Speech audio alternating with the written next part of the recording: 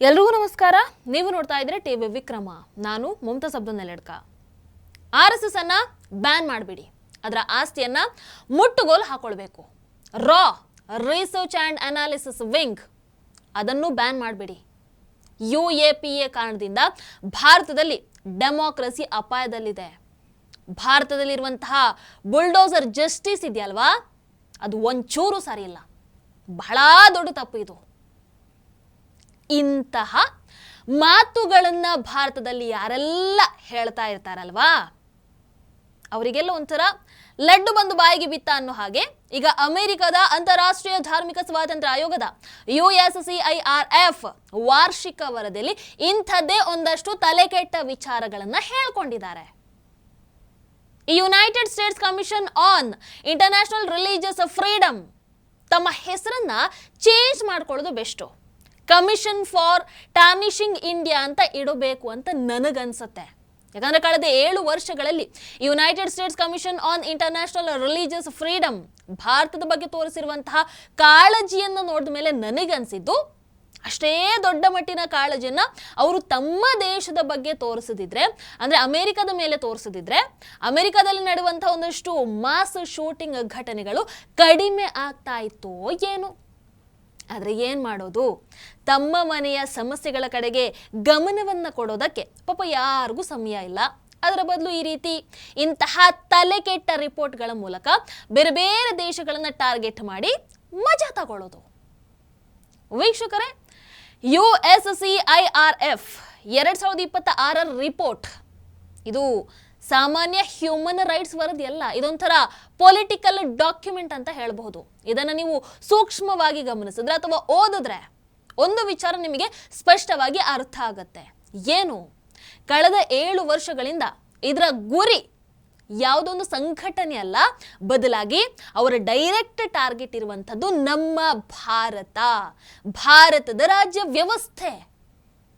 ಈಗ ಬಹಳಷ್ಟು ಮಂದಿ ಕೇಳಬಹುದು, ಆಯ್ತು ಇಷ್ಟೆಲ್ಲ ಹೇಳಿದ್ರಲ್ವಾ, ಅಸಲಿಗೆ ಯಾರಿವರು? ಈ USCIRF United States commission on international religious freedom ಅಂದರೆ ಏನು? ಎಸ್ ಕ್ವೆಶ್ಚನ್ ಬರುತ್ತೆ, ಹೇಳ್ತೀನಿ.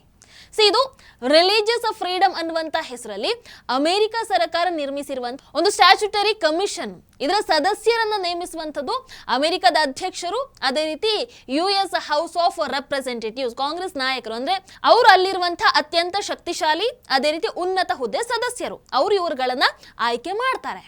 ಓಕೆ, ಇವರನ್ನು ಆಯ್ಕೆ ಮಾಡಿದಾಯ್ತು. ಈಗ ಇವರ ಕೆಲಸ ಏನು ಅಂತ ಕೇಳಿದ್ರೆ, ಜಗತ್ತಿನ ಬೇರೆ ಬೇರೆ ದೇಶಗಳಲ್ಲಿ ಧಾರ್ಮಿಕ ಸ್ವಾತಂತ್ರ್ಯದ ಸ್ಥಿತಿಯನ್ನು ವಿಶ್ಲೇಷಿಸಿ ಯಾವ ದೇಶಗಳನ್ನ ಕಂಟ್ರಿ ಆಫ್ ಪರ್ಟಿಕ್ಯುಲರ್ ಕನ್ಸರ್ನ್ ಅಂದರೆ ಗಂಭೀರ ಚಿಂತನೆಗೆ ಕಾರಣವಾಗಿರುವಂತಹ ದೇಶ ಯಾವುದು ಅಂತ ಘೋಷಿಸುವಂಥದ್ದು, ಶಿಫಾರಸು ಮಾಡುವಂಥದ್ದು ಇವ್ರುಗಳ ಕೆಲಸ. ಈಗ ಸಾಮಾನ್ಯವಾಗಿ ಈಗ ಈ ಪಟ್ಟಿಯಲ್ಲಿರುವಂತಹ ದೇಶಗಳು ಯಾವುದು ಅಂತ ನೋಡಿದ್ರೆ, north Korea, Iran, China, Saudi Arabia ಇವೆಲ್ಲವೂ ಕೂಡ ಈ ಒಂದು ಲಿಸ್ಟಲ್ಲಿ ಇದೆ. ಆದರೆ ಕಳೆದ 7 ವರ್ಷಗಳಿಂದ ಭಾರತವನ್ನು ಕೂಡ ಇದೇ ಪಟ್ಟಿಗೆ ಸೇರಿಸುವಂತಹ ಪ್ರಯತ್ನವನ್ನು ನಿರಂತರವಾಗಿ ಮಾಡಿಕೊಂಡು ಬರ್ತಾ ಇದ್ದಾರೆ. ಕಾರಣ ಇದೆ ಬಿಡಿ ಇಲ್ಲಿ. ಏನು ಕಾರಣ? USCIRFನ ಪ್ರಸ್ತುತ ವೈಸ್ ಚೇರ್ಪರ್ಸನ್ ಅದೇ ರೀತಿ ಕಮಿಷನರ್ ಯಾರು ಗೊತ್ತಾ? ಡಾಕ್ಟರ್ ಆಸಿಫ್ ಮಹಮೂದ್. ಆತ ಮುಸ್ಲಿಂ, ಅದಕ್ಕೆ ನೀವು ಹಾಗೆ ಹೇಳ್ತಾ ಇದ್ದೀರಾ ಅಂತ ಕೇಳಿದ್ರೆ ಖಂಡಿತ ಅಲ್ಲ. ಆತ ಪಾಕಿಸ್ತಾನದಲ್ಲಿ ಹುಟ್ಟಿದಂಥವನು. 1990ರ ದಶಕದಲ್ಲಿ ಅಮೆರಿಕಾಗೆ ಹೋಗ್ತಾನೆ, ಆಮೇಲೆ ಅಮೆರಿಕನ್ ಪೌರತ್ವವನ್ನು ಪಡ್ಕೊಳ್ತಾನೆ, ಸಾಮಾಜಿಕ ಅದೇ ರೀತಿ ರಾಜಕೀಯ ಚಟುವಟಿಕೆಗಳಲ್ಲಿ ತೊಡಗಿಸ್ಕೊಳ್ತಾನೆ. ಈಗ ಈ ಒಂದು ಟೀಮಲ್ಲಿ ಸೇರಿಕೊಂಡು ಭಾರತದ ವಿರುದ್ಧ ಈ ರೀತಿ ಗೀಚ್ತಾ ಇದ್ದಾನೆ. ಇಲ್ಲಿ ಪ್ರತಿ ವರ್ಷ ಏನಾಗ್ತಾ ಇತ್ತು ಅಂತಂದರೆ, ಕೆಲವೊಮ್ಮೆ ಯಾವುದಾದ್ರೂ ಒಂದು ಕಾನೂನಿನ ಬಗ್ಗೆ ಮಾತಾಡ್ತಾ ಇದ್ರು, ಕೆಲವೊಮ್ಮೆ ಯಾವುದಾದ್ರೂ ಒಂದು ಘಟನೆಯನ್ನು ಹಿಡ್ಕೊಂಡು ಮಾತಾಡ್ತಾ ಇದ್ರು. ಹೀಗೆ ಇಂತಹ ವರದಿಗಳು ನಿರಂತರವಾಗಿ ಭಾರತದ ವಿರುದ್ಧವಾಗಿ ಬರ್ತಾನೆ ಇದ್ವು. ಆದರೆ ಈ ವರ್ಷದ ವರದಿ ಇದೆಯಲ್ವಾ, 2026ರ ವರದಿ, ಇದೊಂದು ಸ್ವಲ್ಪ ವಿಭಿನ್ನವಾಗಿ ಸಂಪೂರ್ಣ ತಲೆಕೆಟ್ಟು ಹೋಗಿರೋ ಹಾಗೆ ಕಾಣಿಸ್ತಾ ಇದೆ. ಈ ಸರ್ತಿ ಇವರ ಕಮಿಷನ್ ವರದಿ ಏನು ಹೇಳ್ತಾ ಇದೆ ಅಂತಂದರೆ, ಪಾಯಿಂಟ್ ನಂಬರ್ 1, RSS ಮೇಲೆ ಟಾರ್ಗೆಟೆಡ್ ಸ್ಯಾಂಕ್ಷನ್ಸ್ ಅನ್ನು ಹಾಕಬೇಕು. ಅಂದರೆ RSS ಮೇಲೆ ನಿರ್ಬಂಧವನ್ನು ಹೇರಬೇಕು, ಅವರ ಆಸ್ತಿಯನ್ನು ಜಪ್ತಿ ಮಾಡಬೇಕು. ಪಾಯಿಂಟ್ ನಂಬರ್ 2, ಭಾರತದ ಇಂಟೆಲಿಜೆನ್ಸ್ ಏಜೆನ್ಸಿ ರಾ ಮೇಲೆ ಕೂಡ ನಿರ್ಬಂಧವನ್ನು ಹೇರಬೇಕು. ಕಾರಣ ಏನು? ಇಲ್ಲಿ ರಾ ಯಾವ NGO ಕೂಡ ಅಲ್ಲ, ಇದು ಭಾರತದ ಇಂಟೆಲಿಜೆನ್ಸ್ ಏಜೆನ್ಸಿ. ಇವರು ರಾ ಮೇಲೆ ಸ್ಯಾಂಕ್ಷನ್ ಅಂದ್ರೆ ರಾ ಮೇಲೆ ನಿರ್ಬಂಧವನ್ನ ಹೇರಿ ಅಂತ ಕೇಳ್ತಾ ಇದ್ದಾರೆ. ರಾ ವಿದೇಶಗಳಲ್ಲಿರುವಂತಹ ಆಕ್ಟಿವಿಸ್ಟ್ಗಳನ್ನ ಟಾರ್ಗೆಟ್ ಮಾಡ್ತಾ ಇದ್ದಾರೆ ಅನ್ನುವಂಥದ್ದು ಇವ್ರಗಳ ಆರೋಪ. ಅಂಡ್ ಅದನ್ನ ಆಧಾರವಾಗಿ ಇಟ್ಕೊಂಡು USCIRF ಹೇಳ್ತಾ ಇದೆ ರಾ ಅಧಿಕಾರಿಗಳ ಮೇಲೆ ವೀಸಾ ಬ್ಯಾನ್, ಅದೇ ರೀತಿ ಸ್ಯಾಂಕ್ಷನ್ ಅನ್ನ ಹಾಕಬೇಕು. ಇದು ಕೇವಲ ಒಂದು ಸಂಘಟನೆಯ ಮೇಲಿನ ದಾಳಿ ಅಲ್ಲ, ಇದು ನೇರವಾಗಿ ಭಾರತದ ಮೇಲಿನ ದಾಳಿ. ಹೌದು ಅಲ್ವೋ? ಆದ್ರೂ ನನಗೆ ಅರ್ಥ ಆಗ್ತಾ ಇಲ್ಲ ಈ ವರದಿಯನ್ನ ಯಾರಿಗೋಸ್ಕರ ಇವ್ರುಗಳು ಬರೀತಾರೆ ಅಂತ. ಯಾಕಂದ್ರೆ ಅಮೆರಿಕ ಸರ್ಕಾರ ಇದನ್ನ ಗಂಭೀರವಾಗಿ ಯಾವತ್ತೂ ಕೂಡ ತೆಗೆದುಕೊಳ್ಳಲ್ಲ.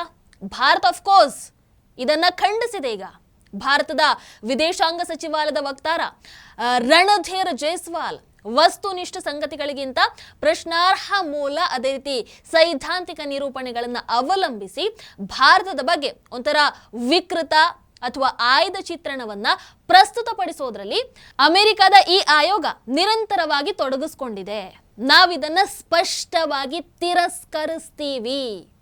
ಅದೇ ರೀತಿ USCIRF ಭಾರತದ ಬಗ್ಗೆ ಟೀಕೆಯನ್ನ ಮುಂದುವರಿಸೋ ಬದಲು ಅಮೆರಿಕದಲ್ಲಿ ನಡೆದಂತಹ ಹಿಂದೂ ದೇವಾಲಯಗಳ ಮೇಲಿನ ವಿಧ್ವಂಸಕ ಕೃತ್ಯಗಳಾಗಿರಬಹುದು, ಅಲ್ಲಿ ನಡೆದಂತಹ ದಾಳಿಗಳಾಗಿರಬಹುದು, ಇನ್ನು ಭಾರತವನ್ನ ಗುರಿಯಾಗಿಸಿ ನಡೆದಂತಹ ದಾಳಿಗಳಾಗಿರಬಹುದು, ಅಮೆರಿಕದಲ್ಲಿ ಭಾರತೀಯ ವಲಸಿಗ ಸದಸ್ಯರ ಮೇಲೆ ಹೆಚ್ಚುತ್ತಾ ಇರುವಂತಹ ಹಿಂಸೆ ಹಾಗೆ ಬೆದರಿಕೆಗಳ ಬಗ್ಗೆ ಚಿಂತಿಸುವಂಥದ್ದು ಒಳ್ಳೆಯದು.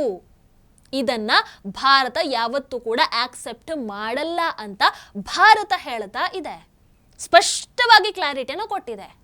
ಬಟ್ ಇವರು ಈ ರೀತಿಯಾದಂತಹ ವರದಿಯನ್ನ ಯಾಕೆ ಬರೀತಾರೆ? ಇದರಿಂದ ಇವ್ರಿಗೆ ಏನ್ ಸಿಗತ್ತೆ?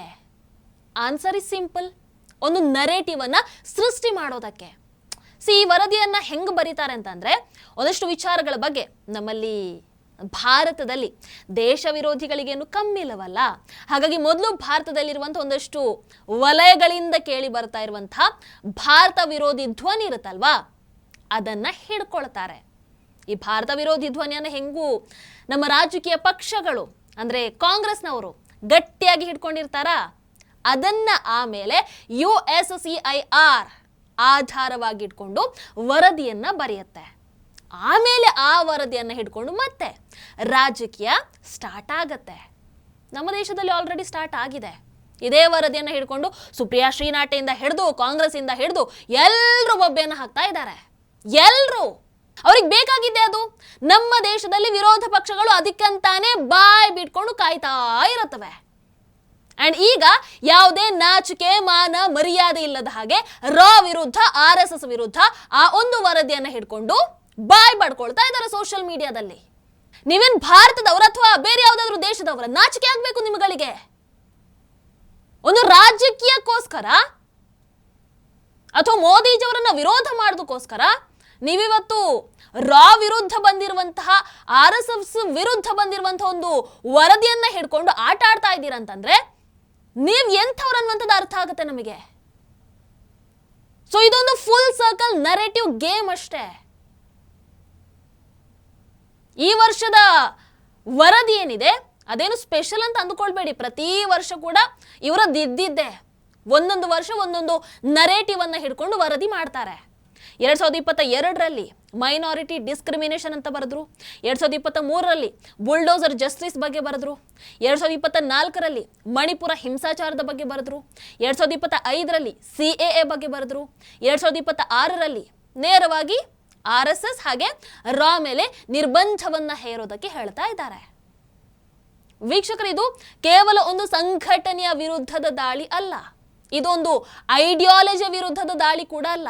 ಇದು ನೇರವಾಗಿ ಭಾರತದ ಮೇಲಿನ ದಾಳಿ, ಭಾರತೀಯರ ಮೇಲಿನ ದಾಳಿ, ಭಾರತದ ಕಾನೂನುಗಳ ಮೇಲಿನ ದಾಳಿ, ಭಾರತದ ಸ್ವಾಯತ್ತತೆಯ ಮೇಲಿನ ದಾಳಿ.